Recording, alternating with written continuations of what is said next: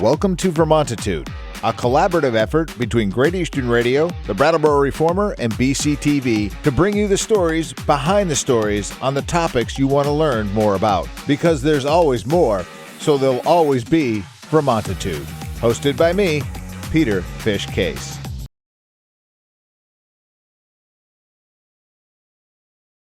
Welcome to Vermontitude. New episodes drop every Tuesday and can be found by going to vermontitude.com, reformer.com, or BCTV. We come to you from our studios at the Innovation Box on Flat Street. I'm Peter Fish Case, and each week I cover the topics that are of concern to Windham County and the towns that reside within its borders. Today we are speaking with Brattleboro Reformer reporter Bob Audette. Welcome, sir. Welcome to the program. You can say that audibly now. Hi. Hello. Good job. All right. It's coachable, too. All right. Let's start. Maple Valley. There's been a lot of conversation around that. Give us the skinny. So we got an attorney, a construction law attorney, bought Maple Valley. It's been 5 years now. Okay. Now, is this the same person that started this whole thing a few years ago? Okay. Yeah. All right. So, and his ideas for an event center, a distillery, a brewery, renovate the lounge. The lounge is in great. The lodge. The lodge is in great shape. I've been inside it. And okay. Needs a little bit of work. Needs new lighting. And does it smell like it's been closed up for over a decade? No, it's actually pretty nice. I guess they've been taking care of it, maintaining it. All right.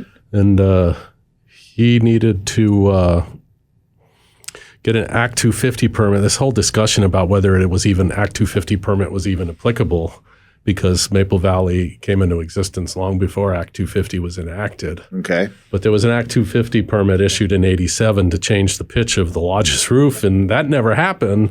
So there was a whole discussion about whether that Act 250 permit was even applicable. The judge was Judge Walsh, who's been dealing with this stuff for 40 years, was kind of hesitant to even think that it should have been before him.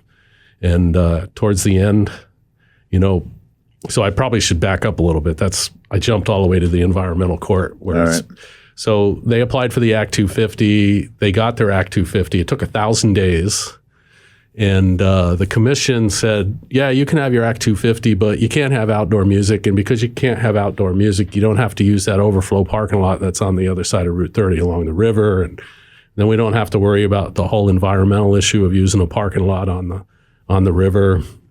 So the owner appealed it to the environmental court, said they've been using this parking lot for 50 years. It hasn't been used a lot in the last 20 years, but if we don't, we've got this riparian buffer plan. We'll put in all these shrubs and bushes and stuff. And Fish and Wildlife and A&R said, nope, needs a 100-foot buffer because we want to protect the river. And if he's got a 100-foot buffer, he can't park any cars down there. If he can't park any cars down there, he can't have 24 events a year. And he said he needs 24 events a year with about 150 people to make it financially feasible.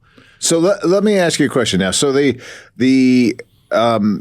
been a few different stories here, and what I'm hearing right now from you is that he can't do the events for legal state or county reasons, whatever.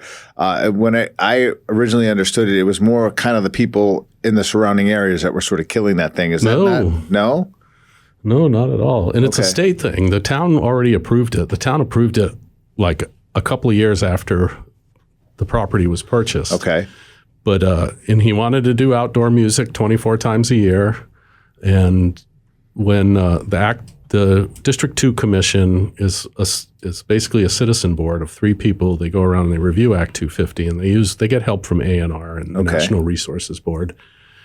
But they came back and said, no, you can't have music here. That's offensive to the neighborhood. It's out of character. So they said it. Yeah. Nobody in the neighborhood said it. After that decision came down, I went down and knocked on doors and called people. Okay. And not one of them was opposed to outdoor music. Maybe twice a month. And there are some residences. The guy right next door, the closest neighbor, was like, I'd love to see this place developed. I don't have a problem. Like I said, I talked to 5 or 6 neighbors, which apparently the District 2 Commission never talked to any neighbors. Because if you don't come to the meetings and say stuff, sure, they're not going to go knock on doors. Right. They're just going to make a decision. And they made a decision that seems totally arbitrary and capricious, and that's sort of the applicants. Right. And so when he goes to environmental court, the judge starts from de novo. He reviews all the evidence, and he's reviewing the evidence. And he said, you guys need to come to a decision. You guys need to reach a settlement because there's no reason for me to make the settlement. But if you make me do it, no one's going to like it. So we're just waiting to see if the state and the developer reaches a settlement or if the judge comes back with a settlement. We'll see.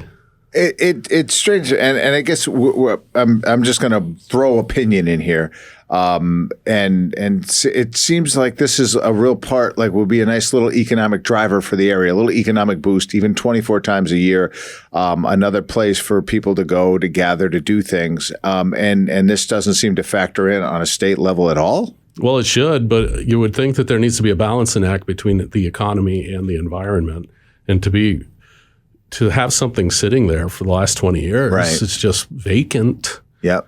360 acres, they're never going to have another ski area there. Let's get realistic. Climate change, it's never going to happen again. Right. And to be opposed to it because the parking lot's on the river, like they brought up, there's development all up and down Route 30 along the river.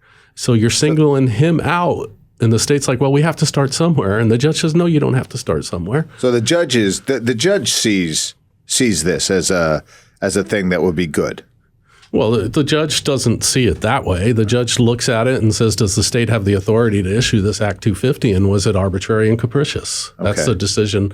He's starting over from scratch and saying, I don't even know if they needed to go through this whole process. Interesting. What's your gut tell you?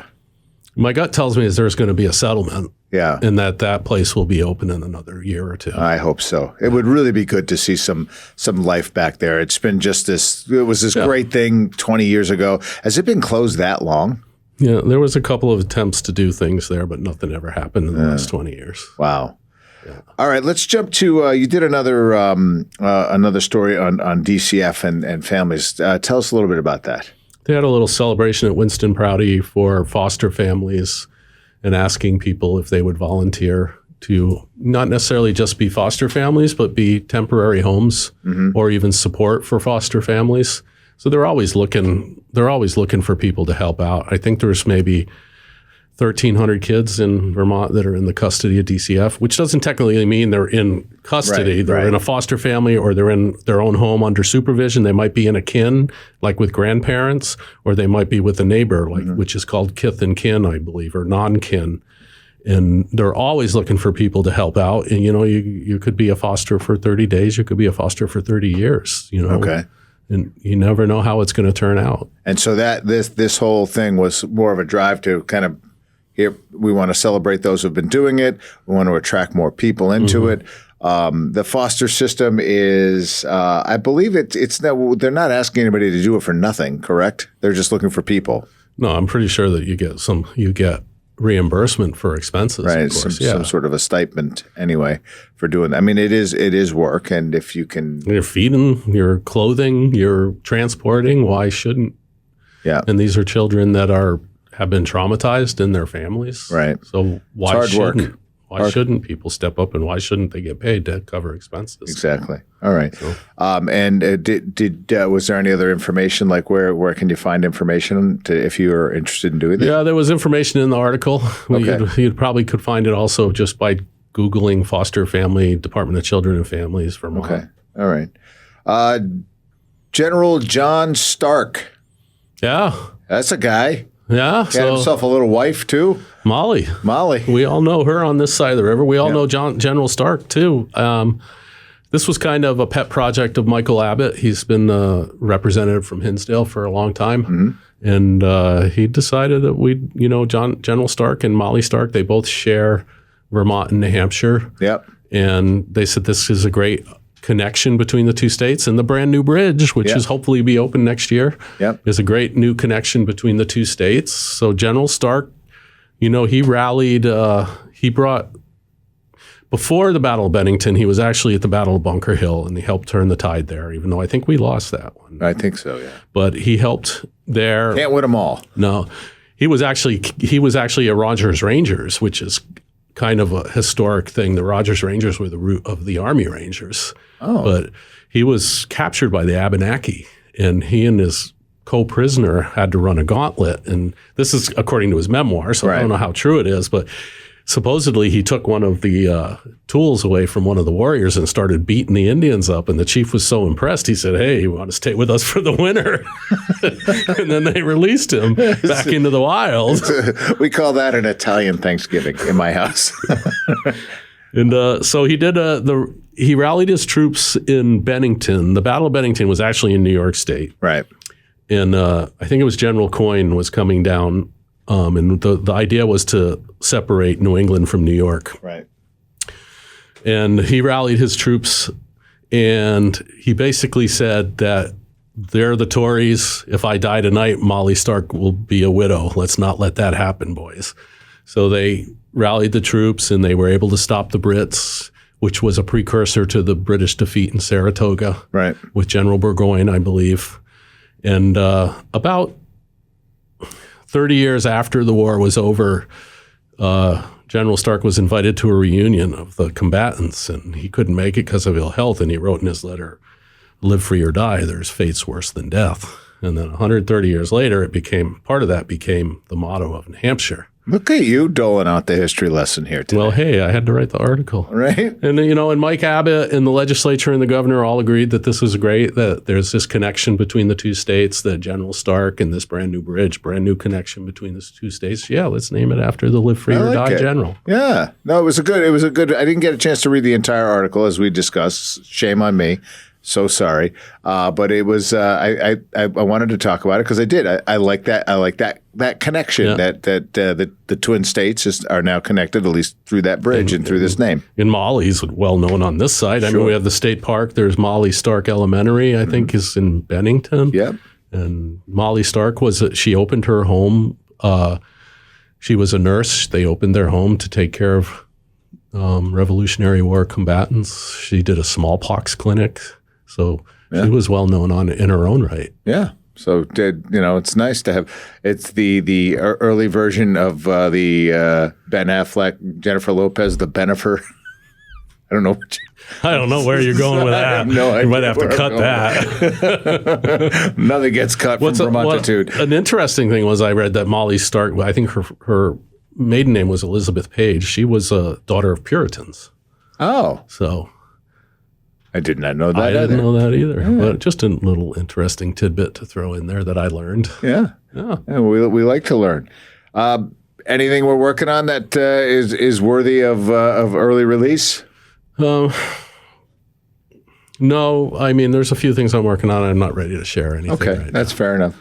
Well, Bob Audette, it's been a while, so thanks for jumping on Vermontitude again. Thank you. And thanks for watching. Keep it up. That was a good, authentic-looking smile. Thank you, sir.